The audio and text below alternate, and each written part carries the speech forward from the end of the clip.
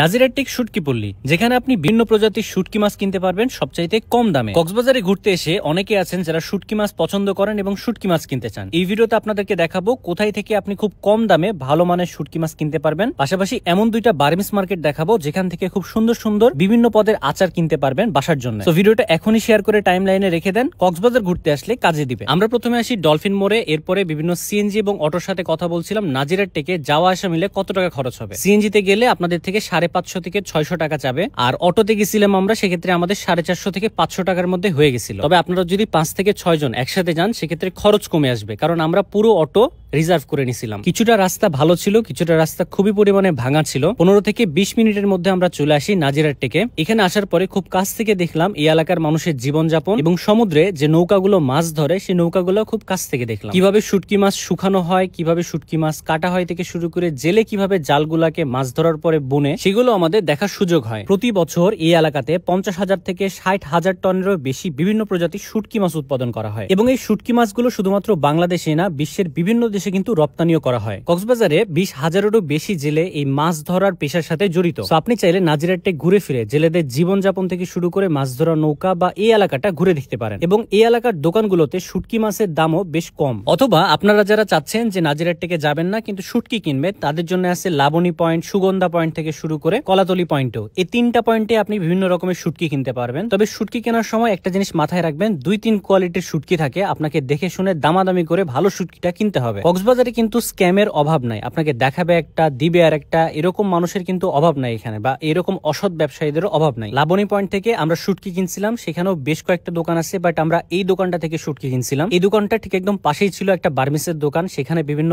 আচার দেখে আমার লোভ সামলাইতে পারি নাই, সো ভাবলাম যে বাসার জন্য কিছু আচার কিনি। এই ছোট ছোট পাতাতে 10 পিস করে আচার থাকে, দাম নাই 50 টাকা। তার সাথে এই মিষ্টি তেঁতুল থেকে শুরু করে বিভিন্ন রকম জিনিসপত্র আমরা আমাদের বাসার জন্য কিনি। আপনি চাইলে এই দোকান থেকেও কিনতে পারেন, অথবা কলাতলির ঠিক একদম পাশে আরো একটা মার্কেট আছে, সেখানেও হাতের তৈরি বিভিন্ন জিনিসপত্র আছে, ঝিনুক দিয়ে তৈরি করা বিভিন্ন জিনিসপত্র আছে, ব্যাগ আছে, স্যান্ডেল আছে, অনেক অনেক কালেকশন আছে এখানে। আপনি চাইলে এই মার্কেট থেকেও কিনতে পারেন। তবে এই মার্কেটে জিনিসপত্রের দাম তুলনামূলক একটু বেশি মনে হয়েছে আমার কাছে। তো আশা করি আপনারা বুঝতে পারছেন, আপনাদের হাতে কক্সবাজারে অনেক অপশন থাকবে, শুধুমাত্র আপনাদেরকে দেখে শুনে ভালোটাই নিতে হবে। কেনাকাটা শেষ করে আমার এক পরিচিত বড় ভাই মাসুদ ভাই আমাদেরকে একটা জায়গায় নিয়ে যায় একটা খাবার ট্রাই করানোর জন্য, সেটা হচ্ছে দই চিরা। নর্মালি আমার এলাকা রাজশাহী, এবং রাজশাহীতে আমি যে ধরনের দই চিরা খাই তার থেকে পুরোটাই ডিফারেন্ট এই এলাকার দই চিরাগুলা। বিশেষ করে ফেনীতে আমি লাস্ট খাইছিলাম, সেটা দুধ দিয়েছিল দই চিরা, আর আজকে যে দই চিরাটা খাইলাম সেটার মধ্যে টক দই, চিরা, তার সাথে কলা মিক্সড ছিল। খাইতে বেশ ভালো লাগছে এবং মজারও ছিল। দাম ছিল 60 টাকা মাত্র। ছোট্ট একটা দোকানে এত সুন্দর একটা খাবার বিক্রি করে দেখে খুবই ভালো লাগলো। সো ধন্যবাদ সবাইকে ভিডিওটা শেষ পর্যন্ত দেখার জন্য। আশা করি ভিডিওটা আপনাদের কাছে ভালো লাগছে, আর ভালো লাগলে অবশ্যই শেয়ার করবেন, কমেন্ট করবেন, জানাবেন। তো দেখা হচ্ছে পরবর্তী ভিডিওতে, সে পর্যন্ত ভালো থাকবেন। আল্লাহ হাফেজ।